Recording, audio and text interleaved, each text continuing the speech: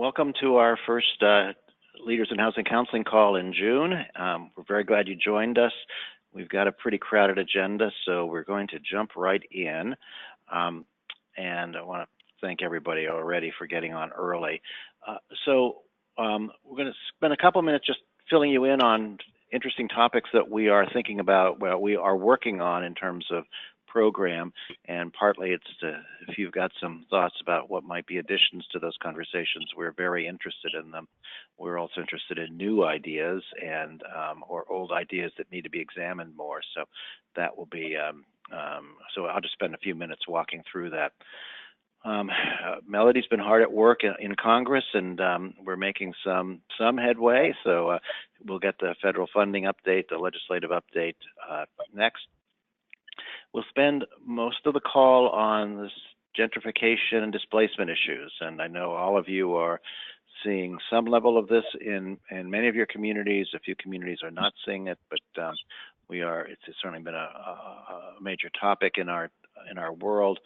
I think this is not the only time we'll visit this issue, but it's important to us and important to kind of the future of home ownership and also for renters and housing issues in general. We have Jason Richardson from NCRC and Bruce Mitchell as well, who's not on our agenda here, but will be speaking. We'll have George Brugan from the Atlanta Neighborhood Development Partnership and Rick Davis from Eastside CDC in Baltimore.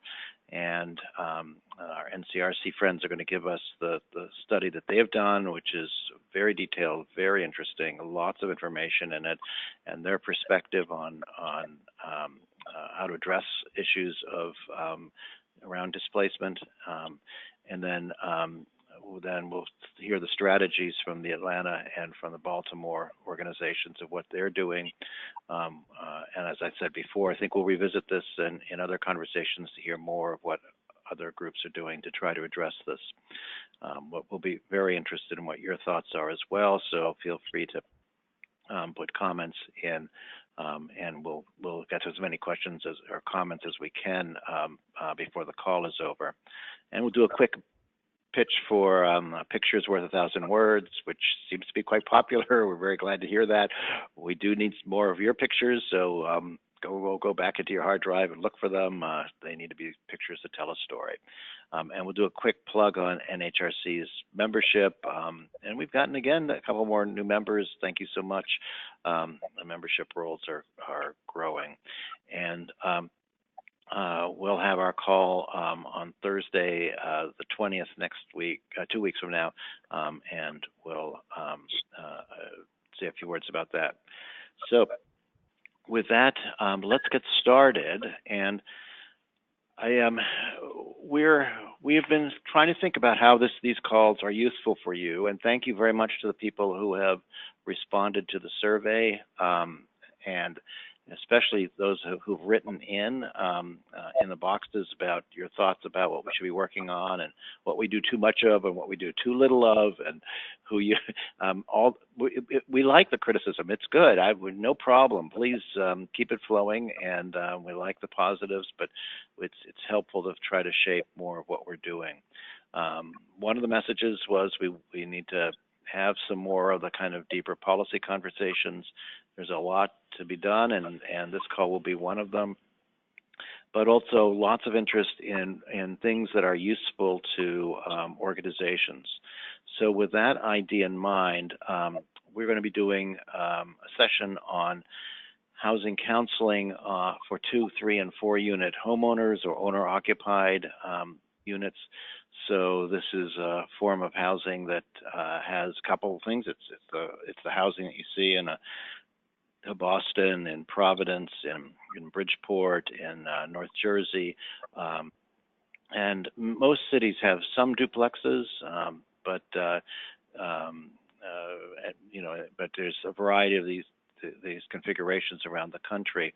It's really valuable because it's a way for people to generate money from their building, and but it also comes with a series of sets of responsibilities and risks. So we've gotten 3 really good presenters who are, Ellie's been working on this, 3 really good presenters who are going to talk about what they're doing and one of them is providing an online service that your organization could participate in if you don't want to do a full-fledged homeowner landlord training program. But all three models, both models will be there, as well as a broader model aimed at just any small landlord. So we're going to cover a lot of bases with it, but it's hopefully helpful to your work and may spark some opportunity for you. We're going to do an interesting conversation about healthcare and housing counseling. This is an area where there's a lot of money, and there is increasing evidence that housing and healthcare are inextricably tied together. And we wanted to bring some groups that are doing some cutting edge work in this field together to have a conversation about what they're doing in the field and how it would be useful to, how it would help housing counseling groups, but also our constituents. A little bit further out, I'm suspecting this may end up being in the fall, we're going to do a session on mergers and acquisitions and partnerships. And we know that there's lots of operations that are under considerable strain. A few groups have come together in different forms in order to reduce their back office costs, in order to reduce their admin responsibilities and times. And some have have done it because they financially need to. Some have done it when they can afford to do it, but it felt like it wasn't a good use of their resources. And both are going to be well represented in these conversations. But the idea is that we need to look at different models for how we do our work so that we're being able to be mission-driven organizations and really be able to deliver into the community. So if you're a group that's involved in this process and have some insight to it, please feel free to email me. We may have in some of these calls, maybe an hour and a half, because there's a lot of substance to be had in these discussions. So, but I think that it's one of the ways we want to be useful to groups is to help you think about some different ways that you might structure yourself so that you can reduce costs but still remain vibrant. And then, we've been doing these conversations around the nature of homeownership and what might change in order to keep housing affordable. And one model is co-housing, and there are a bunch of groups doing it. Ellie's actually working on herding the cats on this one, and some very good groups that are doing different models for people sharing housing, homeownership. And we're going to have a spectrum of those that will be, again, tied to housing counseling, tied to the kind of programmatic work we do, but might give you some options in markets where it's, actually in any market, some of these ideas would work everywhere. It doesn't matter if your property values are high or low and expensive or cheap. Some of these ideas will be valuable in everywhere we go. And I think that one's going to hit in July, along with the healthcare one. Oh my God, maybe co-housing isn't scheduled yet. The healthcare one will be in July. Good. So that's the latest topics. We are completely open to having more topics. So please, if you've got some great ideas. Oh, the other one is innovations in housing counseling.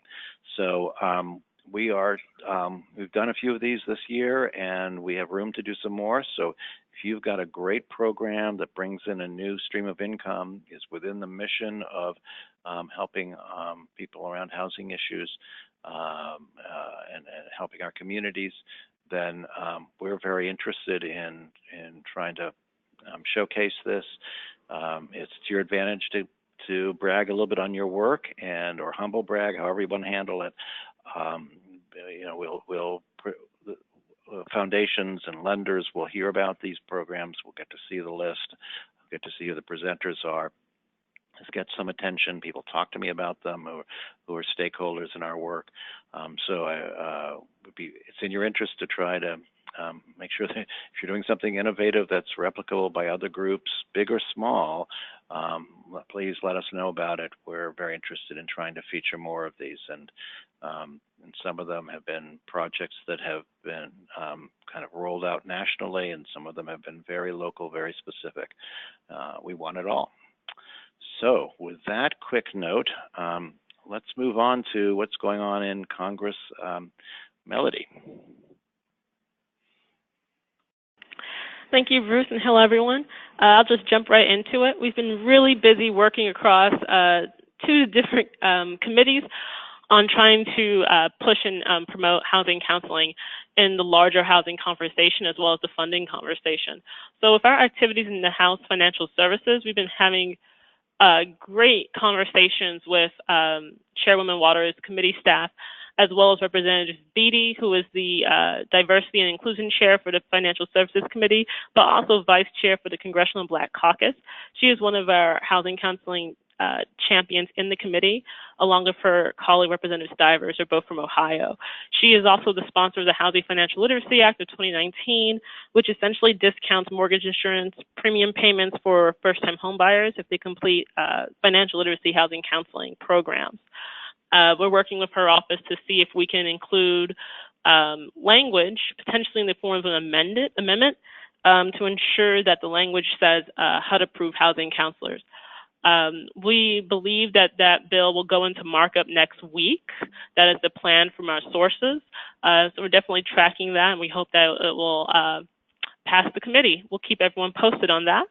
In terms of the fiscal year 2020 appropriations, this week, House Appropriations passed the THUD markup, which includes $60 million for housing counseling program at HUD, which is a $10 million increase from last year, and a $15 million increase from the president's budget for this fiscal year. We're really excited about that. But right now, we're reorienting our focus to the Senate. We've had many conversations with different senators' offices, and we truly believe that the focus has to be on the Republican side of the subcommittee, the THUD subcommittee over at the Senate. They're not necessarily hostile to housing counseling as far as we understand. We've had really good conversations around housing counseling with state groups, with Senator Graham's office, a few others, Senator Boozman as well from Arkansas. But the conversation around increasing funding seems to be where we're hitting a wall, primarily possibly because of the discretionary spending caps, which returned this year for the fiscal year 2020 budget. So the numbers that we're working with aren't necessarily quote unquote real just yet, but we're still hoping we can make the case in the Senate. Myself and Bruce are working on a strategy to sort of court Republican senators, and we'll keep everyone focused on that. Please be on the lookout for emails from me. If you are a constituent of any of the Republican senators from the THUD subcommittee or the larger Senate Appropriations Committee, which we hope to do some outreach for in the upcoming weeks, please email me and let me know. We're also working really closely with Chairwoman Collins' office from Maine. She chairs the THUD subcommittee, and we hope we can have very productive conversations with her and see if we can sort of move the needle in housing counseling. Our intel tells us that while we're facing a wall in terms of increases, at the very least, we don't anticipate any cuts yet. Again, it really does depend on what happens with the discretionary spending caps, but we're hopeful that the number will at least be preserved at fiscal year 2019 levels. That's our hope anyway. Still crossing our fingers to increase it to 60, as we saw in the House, but we'll keep you all posted. And I'll turn it back over to Bruce. Yep, so we're kind of in a crucial time right now, and big thanks to Melody for all the stuff she's doing. And so the key people on the THUD subcommittee help me out. It will be Rubio in Florida, Boozman in Arkansas. Is it Kramer in North Dakota? I believe so. Just for Rubio is not on Senator Probst. Senate THUD Probst, no. He's on banking. But critical okay. senators on the Republican side would be, his name is escaping me, from West Virginia, Senator Graham from South Carolina, Senator Boozman, Senator Shelby from Alabama, who is also the chairman of the larger Senate Appropriations Committee. So there's quite a few very right-wing senators on the committee that we're hoping we can have conversations with. We've made some inroads with different Republican offices, at least on the conversation of housing counseling, due to the Community Development Block Grant DR legislation that's been talked about in a bipartisan way across both chambers due to natural disasters, and making the case of why housing counselors are necessary in that arena. We're hoping to expand that conversation and interest in different strategies. And so, Senator Shelby in Alabama is the chair of Approps. So we're going to take a run with him as well. So everybody who's listening from Alabama, please contact Melody right now, we're going to take a shot at that as well. Okay, important work. Thank you so much. So let's go to the main topic at hand. So this is the whole issues of gentrification and displacement. NCRC's done a very impressive, very helpful, deep study on gentrification. And we've got Jason Richardson and Bruce Mitchell to present today and give us their both their view of what they've learned from this and some thoughts on what policy might look like. So Jason and Bruce, welcome. Hey Bruce, this is Jason. Can you hear me okay? A little bit louder. Yes, we can. Would you like me to control the slides for you, or would you like to control your slides? If you can do it, I think that'd be helpful. Okay. Bruce Mitchell? Yeah, hi, this is Bruce Mitchell. So today we have our presentation on gentrification and displacement. This is a report that we put out in March of this year, looking at gentrification between 2000, 2013 at a national level, looking across the country. So if you could please put up the first slide, we'll get started here. And that's the title of the report. You can also find a PDF of the full report on our website for download and for your use. We're also working on a web application where you'll be able to look at this data and some updated data that's going to cover the period between 2013 and 2017 and give you a little bit more up-to-date view of gentrification in cities. So next slide, please. So what we're looking at in this is this issue, first off, of gentrification, and then of cultural displacement, because a lot of our membership were very concerned about this issue of cultural displacement they saw occurring in their communities, because there are good sides and downsides to, upsides and downsides to gentrification.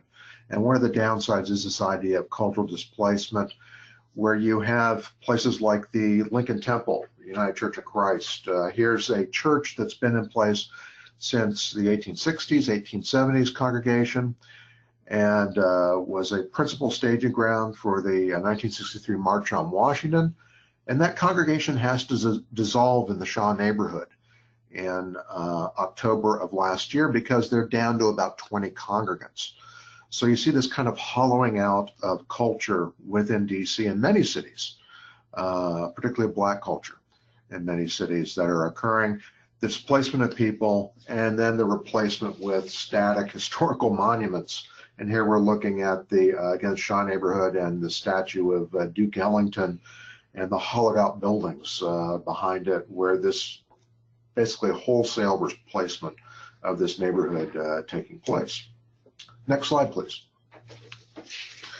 So for the study, what NCRC did was we looked at 935 metro areas throughout the United States. Starting in the year 2000, using census data, we looked at whether neighborhoods were eligible to gentrify. And to be eligible, neighborhoods had to be in the lower 40th percentile, both in terms of median home value and median household income in 2000 within their MSA. Then we looked 10 years later using the 2010 census the American Community Survey 2008-2012 to determine, well, had these same neighborhoods, were they in the upper 60th percentile in terms of higher home values and the number of college-educated residents, the increase in college-educated residents, and then also whether there had been an increase in income, just an overall increase in income to qualify as being gentrified. And then the third step was then to look at those tracks and see, well, did displacement take place? And displacement, we looked at the change in minority residents and also in white residents to see if there was a change in both the proportion, percentage, and the absolute number of residents within that census tract or neighborhood. Next slide, please. And these are our results. First off, we found that in 2000, over 11,000 census tracts throughout the country were eligible for displacement, met the criteria. That over the next 10 years, 1,049 of these, or 9% of the neighborhoods, met the qualification of having been gentrified. And in those neighborhoods, we found that 232 of them had indications of racialized cultural displacement taking place. And drilling down a little bit into these numbers, we found that gentrification is concentrated in the core of many cities near the downtown business district, that larger cities like New York City, LA, Chicago, the demographic heavyweights covering very extensive areas, that these often had multiple sites of gentrification that weren't necessarily connected with the downtown core. They're just such big urban areas. There were multiple sites of gentrification occurring in those cities. We also found that most eligible neighborhoods did not gentrify, but those in the most desirable sections of the city with the greatest potential for wealth accumulation, access to amenities, access to transportation, those are more prone to displacement. Next slide.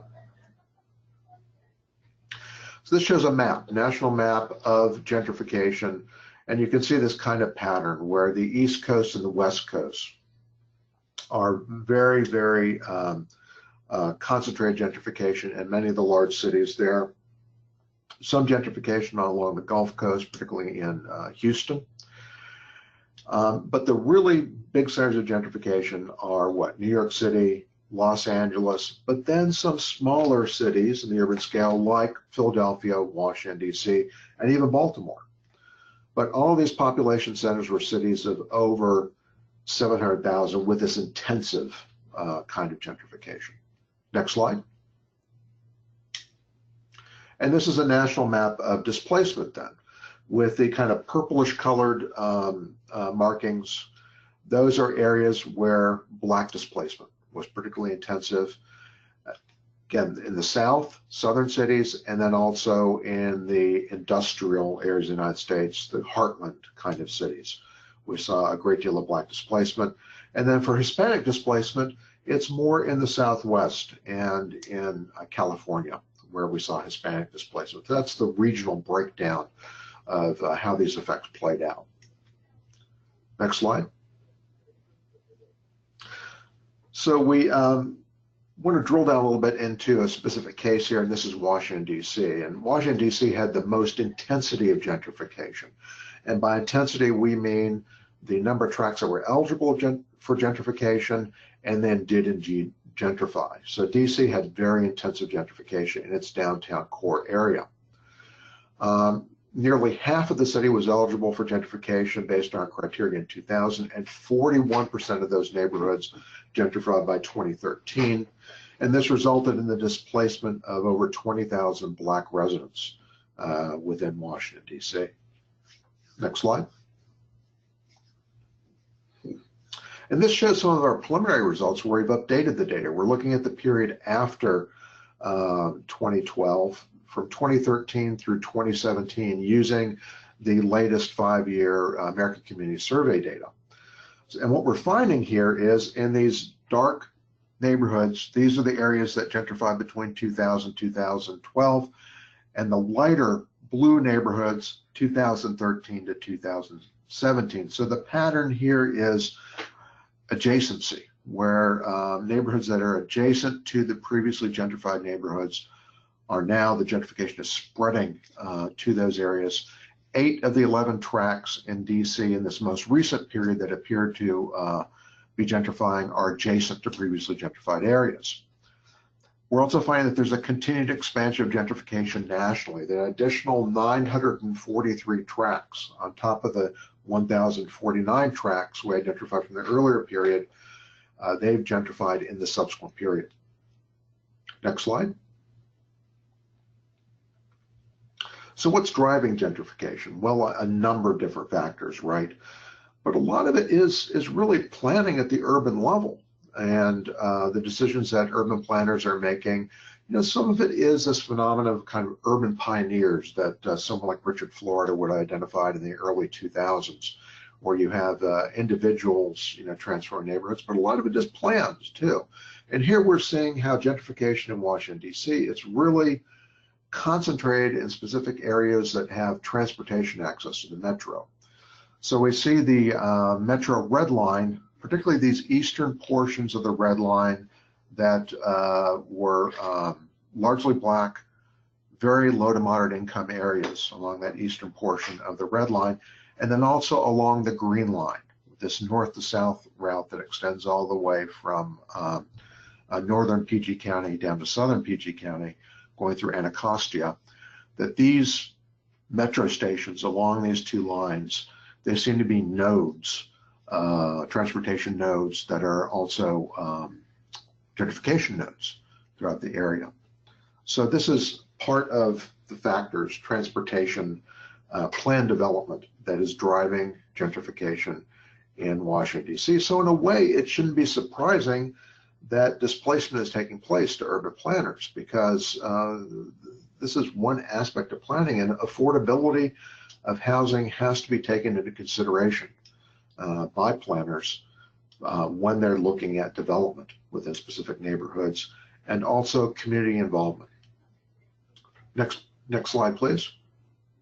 So in terms of our finding, we found that while gentrification overall is kind of rare throughout the entire national system of all 935 metros, that it's common in the larger metro areas that are the demographic heavyweights and have a lot of economic vitality.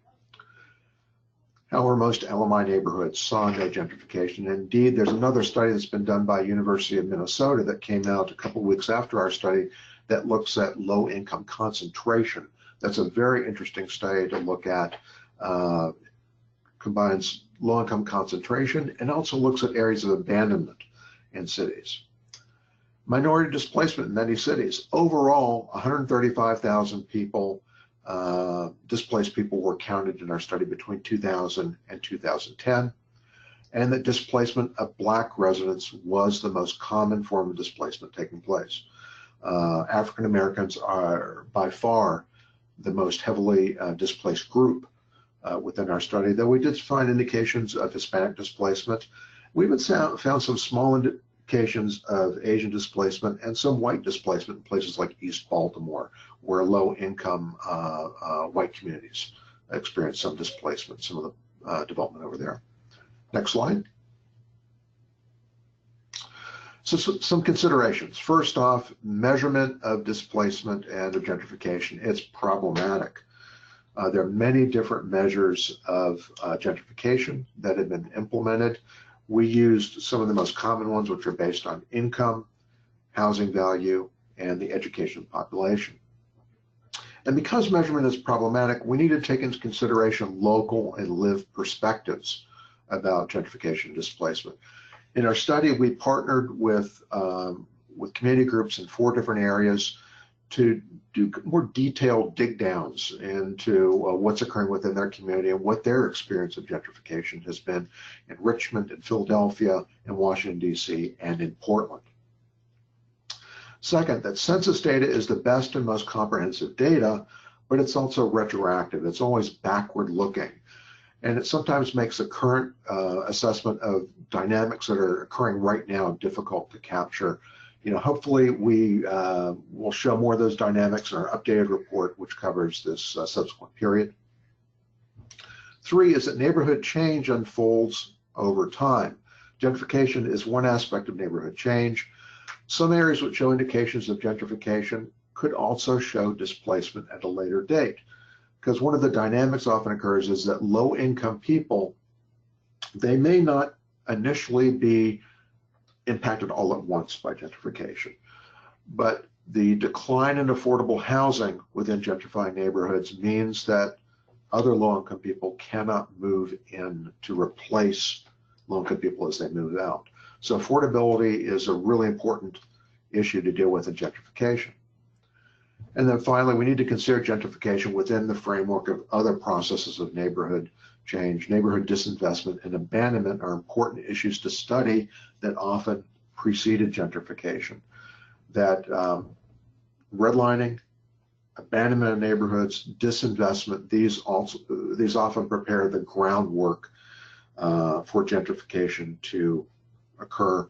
So I'd really recommend that you take a look at that University of Minnesota study also, which looks at neighborhood change, gentrification being part of it, but also goes into neighborhood abandonment and the reconcentration of low to moderate income people, particularly in inner ring suburbs of cities, as those age and we go through this process of inversion, urban inversion that's occurring in many cities. And thank you very much. I don't know if there's time for questions. Well, this is Ellie. Hi, Ellie. I don't know why I'm echoing, but one of the issues that got brought to our attention by one of the organizations previous to the webinar today was the fact that CRA lending often allows for someone with moderate to high income to actually purchase a property in a designated neighborhood and meet CRA requirements and receive the benefit of a CRA type mortgage. And I guess I'm just kind of wondering if you've seen that has anything to do with some of this displacement and gentrification. Hi, Ellie. This is Jason Richardson. Yeah, so it does, of course, and it's kind of an intractable issue, right? Because CRA does allow credit for investment in low to moderate income neighborhoods, which in the areas that are gentrifying can be said to be, fueling some of that gentrification to the extent that some of those are bank loans and the banks are getting credit for it. However, what our study showed, when the University of Minnesota study that Bruce mentioned showed, and others, is that compared to the areas of low to moderate income neighborhoods that are not getting investment, those that are being gentrified are a relatively small share. So the concern is that any modification to CRA that attempts to diminish the credit that you get for investing in LMI areas might have a stronger negative impact on the majority of neighborhoods that are having an issue, that are not getting any investment at all right now. So it's a difficult question, and I don't know that there's necessarily a way to solve one problem without making the other one worse, if that makes any sense. Absolutely. Yeah, and I think it's this challenge that we, just to sort of put it bluntly out there, Black homeownership is under incredible strain. It's it is a huge loss of wealth, and especially from the foreclosure crisis, but it's been historically in place, and partly we are trying to figure out how to improve that and what our role could be. I'm wondering if you have some thoughts. You might not, and this is a big question I know to ask, but if you have some thoughts about what role housing counselors could play. We have 80, 90 practitioners on the call right now in our field to help prevent or ameliorate some of the problems of displacement.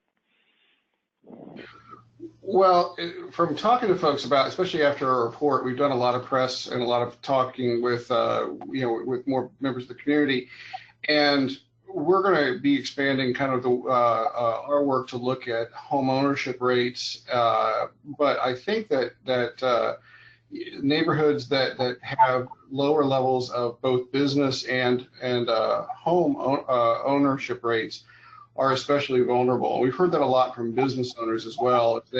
If they don't own the building that their business is in, they're particularly vulnerable to getting priced out when rents increase. So from a housing counselor perspective, of course, helping people who are in loans, who are owners already stay in those homes is a key aspect.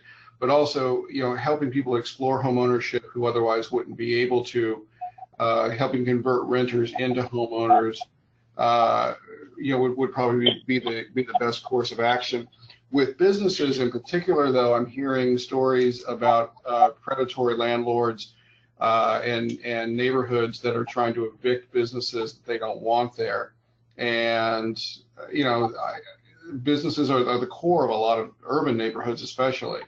So that kind of leads the way for gentrification by pushing out the existing businesses to make way for, something else to come in. And let me just add that as part of this report, we had a number of policy recommendations too. A number of policies can be implemented at the local level.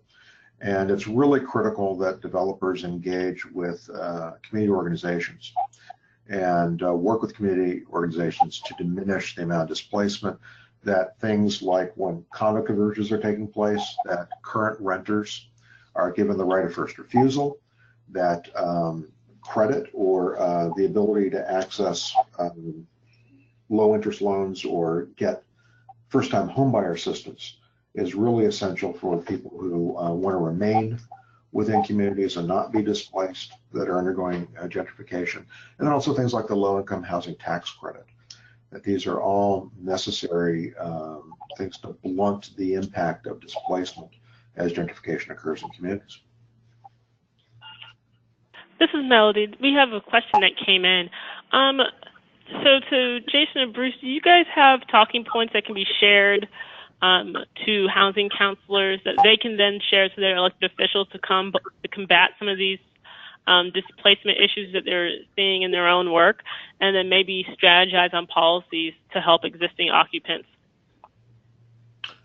Yeah, sure. Our report's available at our website online, a PDF of it, and we do have some policy recommendations that are in that report and the last page of that report that may be useful to people at the community level who want to make some sort of change. We also published a previous report on this 2 years ago, which talked a bit about CRA and gentrification and the impact of CRA on gentrification, and discusses in more detail some strategies.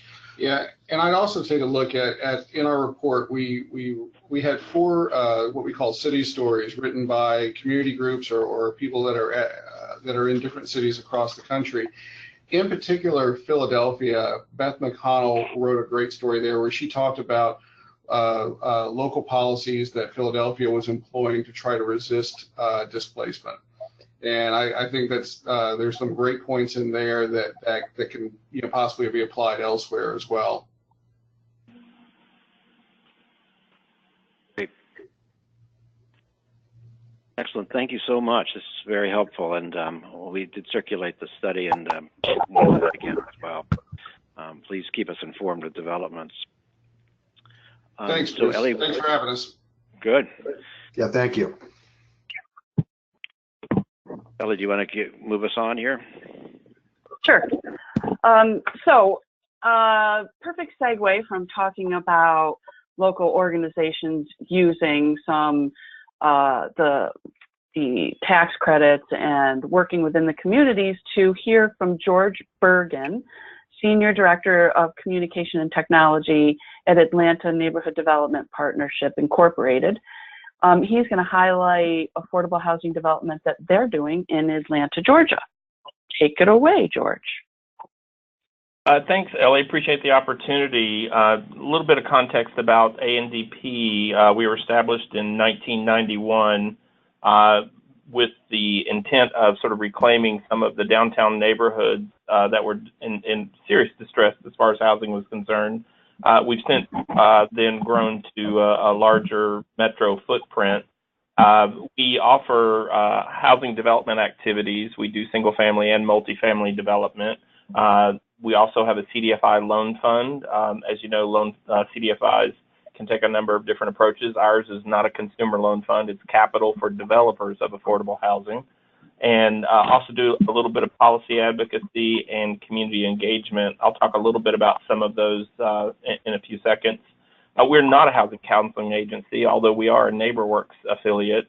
We joined NeighborWorks in 2013, and we're one of those affiliates that doesn't do housing counseling, but we have a wonderful array of housing counseling agencies here in Atlanta, D&E, Atlanta Urban League, and too many others to mention. Just a great bunch of resource for the work that we do.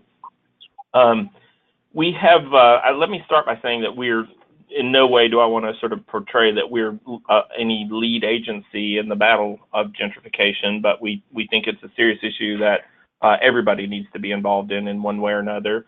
And for us, that means a stable, strong homeownership, getting people in homeownership, advocating as much as we can to other community quarterbacks, whether it's the city, whether it's other partner organizations, but being part of that team to address those issues. Atlanta's story is not unlike any of the other major metros, and certainly the large metros you've just heard about. The erosion of homeownership during the mortgage crisis created and expanded a lot of vulnerabilities for gentrification. We saw, you can go ahead and advance to the next slide, I'm sorry.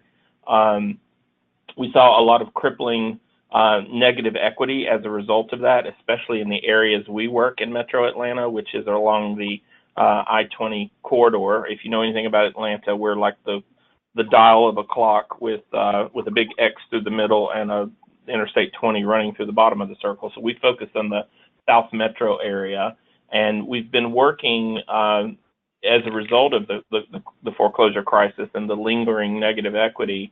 It feels like at times that we were spitting in the wind on the negative equity issue because we weren't hearing a lot of folks talk about it. But when you have, half of your region's population utterly trapped in the homes that they have because they're undervalued, it's bringing neighborhood values down. They can't keep repairs up on the home. They're not paying taxes, keeping their taxes up to date. They're not able to send kids to college or start small businesses, really crippling and adding to those vulnerabilities for abandonment and gentrification. So, not surprisingly, the investors moved in mass. They swapped up about 40,000 single-family units in Metro Atlanta. I should say in the southern communities, we aren't as dense as some of the northeast communities. So single family is a big thrust here compared to multifamily homeownership and multifamily rental. So we saw a lot of our housing stock that was once in homeownership, especially in communities of color. We saw a lot of those homes be snatched up by equity investors and the like.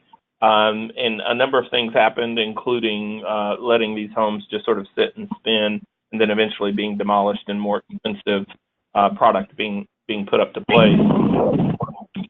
Like I said, we feel like our role is to do what we do best, and that is to restore stable home ownership to as many folks who've been booted from home ownership as possible. Next slide, please. It's interesting, yesterday, ANDP is one of a handful of folks who organize a quarterly housing forum, and yesterday we had Dr. Raphael Bostic, President and CEO of the Federal Reserve Bank of Atlanta, had him on a panel, and we asked this question about how do you balance neighborhood revitalization and gentrification, and his answer was interesting. It was two-pronged. One, and we sort of subscribe to this, and that's a strong defense is stable home ownership. So buyers aren't tempted to say yes. It's a strong home ownership, and it's great for them to be able to say no. I'm not selling my home. Right? We love this neighborhood. We're strong home ownership base. So that I agree with. The other recommendation he had was for cities to adopt a yes but approach, which is, sure, if you're going to allow some revitalization in there, you can do so, but you also need to do the following. So we're seeing evidence of both of those things happen in Atlanta. The mayor of Atlanta, we advocated for a housing opportunity bond a couple of years ago. That has come to fruition. There's some of those monies that have been set aside specifically for homeowner-occupied rehabs.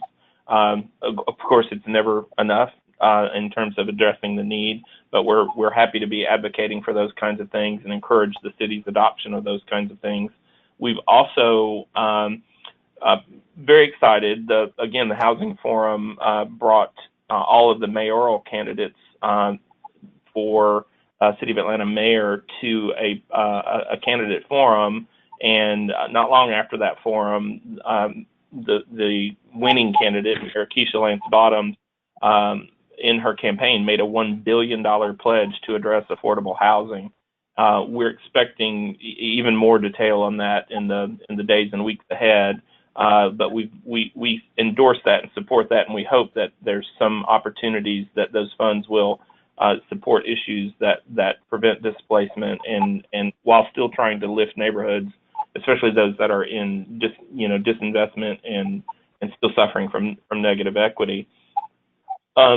For us, the key is increasing our scale. We are boots on the ground. We are doing acquisition, rehab, and selling to LMI families. We don't sell to of course, we're a nonprofit, so we don't sell to investors. We don't sell to those with the intent of flipping. But our goal was to do more single-family acquisition with every passing year. We've doubled our scale. We typically do about 40 to 50 homes a year, single-family homes, and now we're up to nearly 100. And we've been able to do that because we're forced to do that because there's just fewer and fewer federal dollars in programs like Neighborhood Stabilization Program and others. So, we heard a kernel of understanding from Habitat for Humanity that there's a way to use the new market tax credit. So we started working with our national partners, the Housing Partnership Network in particular, to create a way to use new market tax credits. And we're on our second award of that, I think a total of $40 million. We've also had a couple awards from the Capital Magnet Fund to support our acquisition rehab program as well. We've also had to be creative about our development partners. We're an organization of 15 people, just for additional context. So we don't have a construction department per se. We have a housing development department that oversees that and our partners' work. And we had to begin to reach out to some partners who are mission-minded. They share both the risk and the reward to try and help us in that process of acquisition and rehab. And that has proven successful. We've completely inverted the source and uses of our funds for acquiring and rehab. We used to be majority government funds, and now it's a completely different position. On the screen, you'll see piloting the Beagle. That was just to see if you're paying attention. Actually, it's not. Our boss, our CEO, John O'Callahan, who would ordinarily be on this call today, I'm sorry, he's out of town. We're seeing a lot of development activity that's surprising, that we continue to build homes that are too big. We continue to not think about right-sizing homes. We like the attention that's being paid to tiny homes, but we kind of feel like there's a missing middle here. And, my boss compares the homes to breeds of dogs. Most folks are building Great Danes, and the tiny homes represent the Chihuahua. Well, we feel the need that there needs to be a Beagle in the middle of there. So we're beginning to pilot a few efforts in that regard, 800 to 1,000 square foot homes, both on our housing development side. We're working with some developers to construct a couple of those right now as a good pilot demonstration project that, will probably be priced at $150 or less. And we're also working in our CDFI with developers to promote others adopting those sort of missing middle size homes as well. We've also been partnering with Annie E. Casey Foundation in the historic Pittsburgh neighborhood of Atlanta. It's just immediately due south of Atlanta. That area has been troubled long before the crisis, and the crisis just compounded the matters. The Annie Casey Foundation snatched up about 100 homes in that neighborhood during the crisis to prevent speculation, and has been slowly working with groups like ours. I think we are on our, I think by the time we're done with our current round, we will have done 24 homes in that small neighborhood alone. The last round of our homes, we've been using the community land trust model. So it's still new here in Atlanta, and I think there's probably less than a dozen homes that are on the ground right now using that model. So we're sort of building the plane as we fly it, but it's proving some promise. We've also been trying to work to preserve as many naturally occurring affordable housing units that we can. There've been a couple of affordable housing players who've gone out of business during the crisis, leaving their portfolio in jeopardy, and we've been working with local county jurisdictions to shore up those properties too. In particular, a 64-unit apartment building that we took control over, and they've been working slowly to get it back in the black, and while keeping the prices for those apartments affordable in a similar situation as well. Try and get down through this quickly. I know there's other presentations to be made. For us, it is about trying to do as much as we can to get homeowners who were lost during the foreclosure crisis, get folks back in there. There was a comment made about the urban inversion and how we really need to be paying close attention, because it's just a matter of time before this gentrification issue spreads to those areas if they're not already there. So we're piloting what we think is the first suburban place-based program in South DeKalb, which you can find more on our website, andpi.org. So we're excited about that. The last thing I'd leave you with is that we are hosting a homeownership gap, a summit, if you will, called Closing the Homeownership Gap in Metro Atlanta and beyond. It'll be at the Carter Center on August 28th. We've been working with national leaders, the Brookings Institution, the National Association of Real Estate Brokers, National Community Stabilization Trust, the National Fair Housing Alliance, and certainly Alana McCargo at the Urban Institute. So we are going to have a little bit longer than a half-day topic on exactly this issue of closing that homeownership gap, which is critical to closing the wealth gap. It's not the only answer to the wealth gap, of course, but there'll be more detail on our website about that too. But if this is a topic of interest to you, we've got some great presenters lined up to talk about the data, the research, the recommendations, the supply and demand issues, and so on. Thanks so much, George. That's great. We're going to move right to our next presenter. Rick Davis is the Executive Director of the Eastside CDC. He's going to spend some time talking about a homeownership program that they are developing in a historic African-American neighborhood in Baltimore known as Turner Station. So Rick, go ahead. Hello, everyone. Rick Davis with Eastside Community Development Corporation. Eastside traditionally has been a housing counseling agency in spite of having the community development title. However, we had often thought about how are we going to overcome the lack of funding and so forth for housing counseling, et cetera. And we ran into an interesting situation.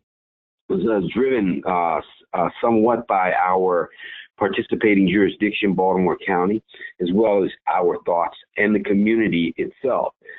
Turner Station is a community that started in the late 1890s as Bethlehem Sparrows Point Shipyard started producing ships and so forth. People from all over the South and other places flocked to this community for jobs.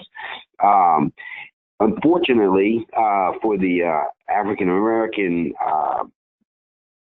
workers that came, they were only able to buy houses in one community that was somewhat close to the shipyard, and that community became known as Turner Station.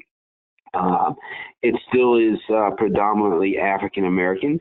However, in 2012, the shipyard basically went belly up, and the actual production of steel and building of ships disappeared, leaving a whole generation of people who had multiple generations of people who had prospered from this business with no work.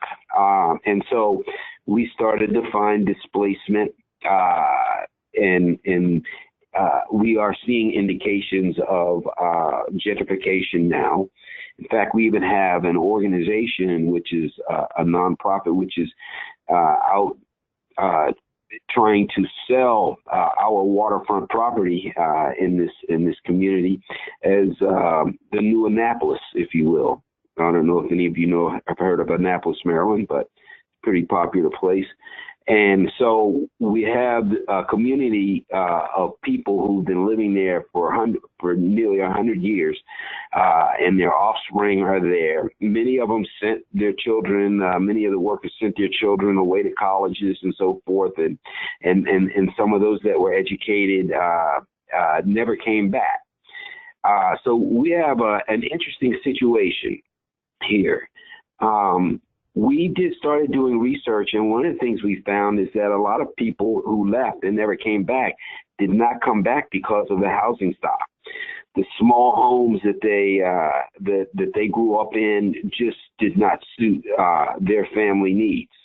And we also found that there were the speculators coming in because of the waterfront property, who wanted to buy houses, knock them down, and build new houses, and not necessarily make them available to people who had, lived in this community all their lives. So, along with our participating jurisdiction, we came up with an idea that we would utilize home funds to do home rehab and build in places of opportunity. And again, for Eastside, our idea was to offset our shrinking housing counseling funds. Inviting home buyers with family ties to the community to apply for our program. It's not a new concept for us here in this area, but we had not used it in Turner Station.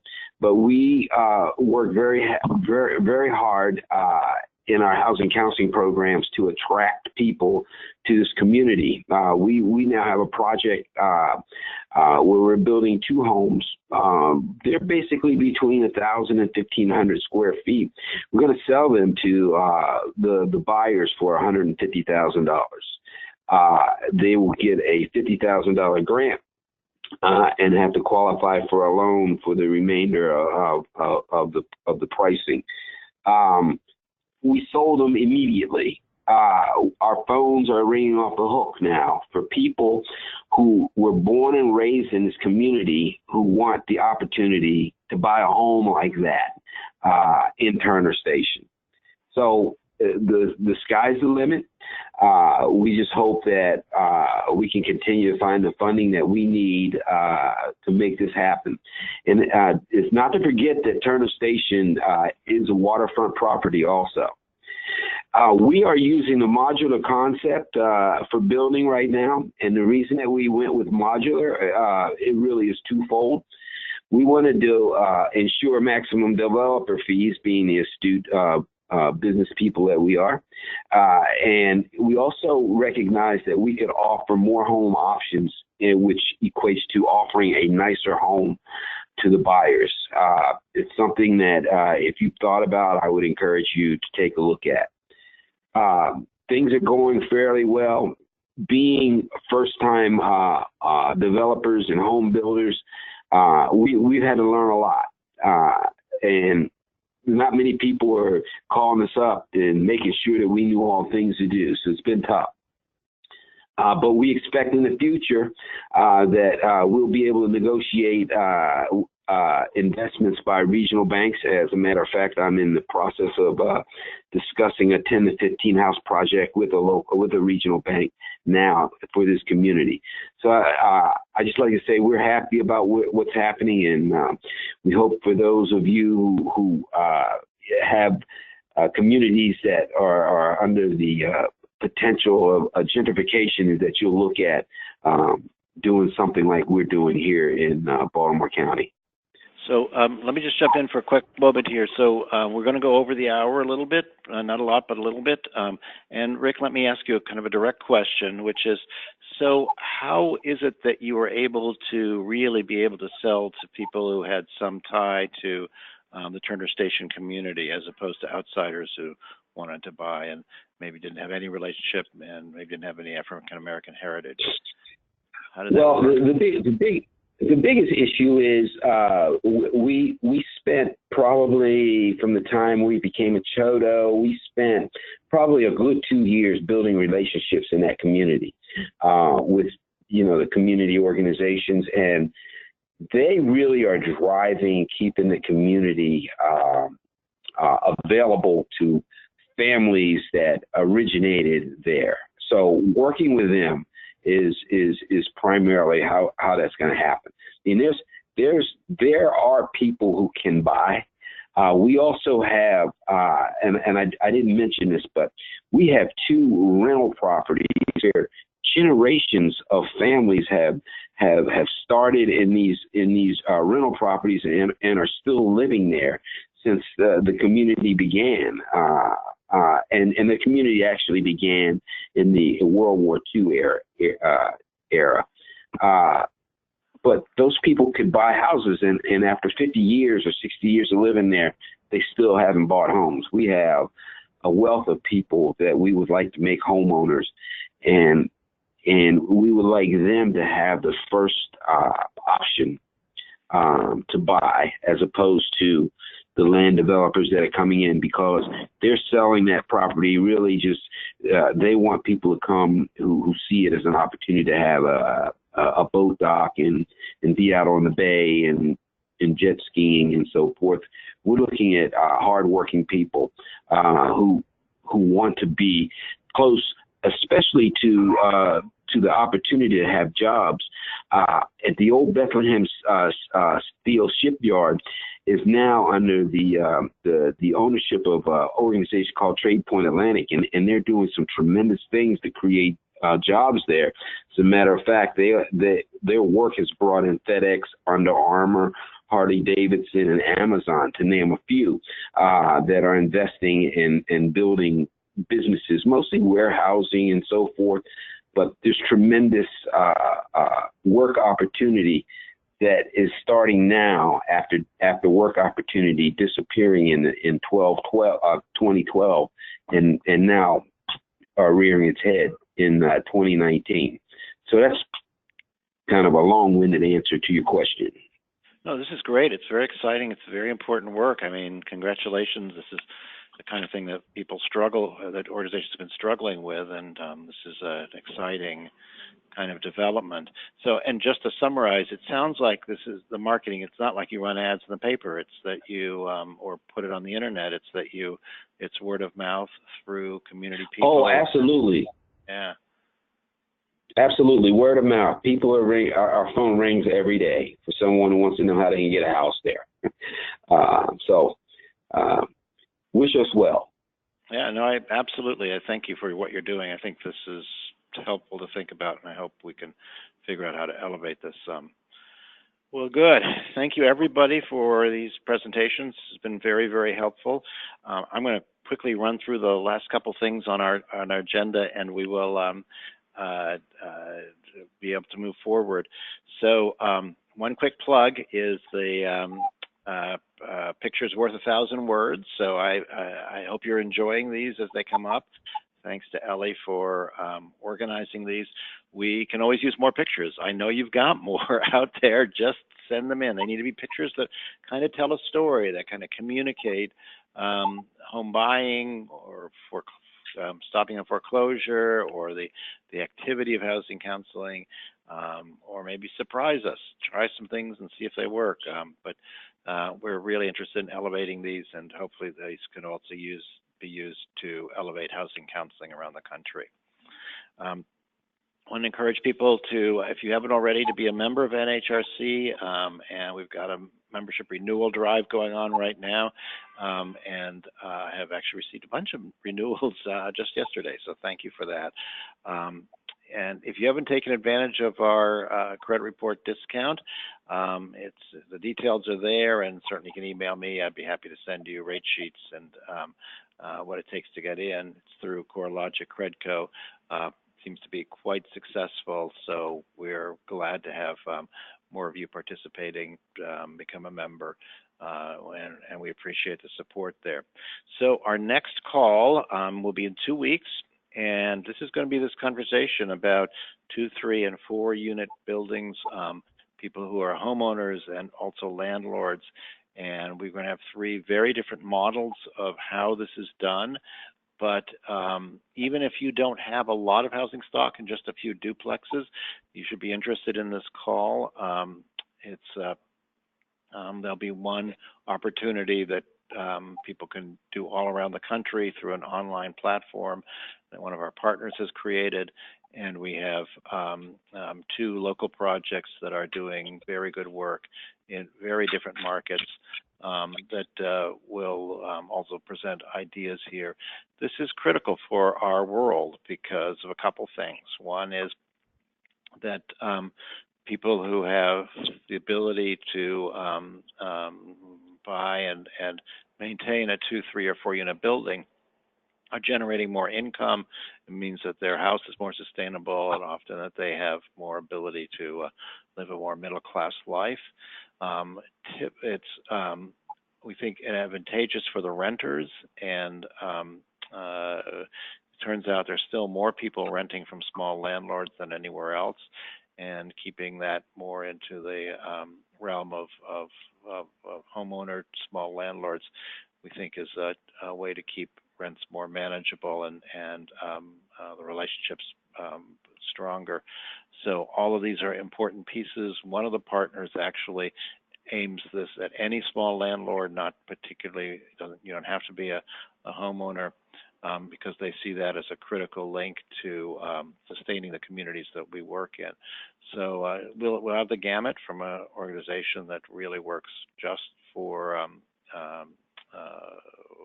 existing homeowners who are buying 2 or 3 unit buildings, and then this platform. So I think it's going to be very valuable for everybody. So keep an eye out for it. It'll be in 2 weeks. And with that quick note, we're going to end the call. Thanks so much for joining us, and we really appreciate the good work you're doing in the field.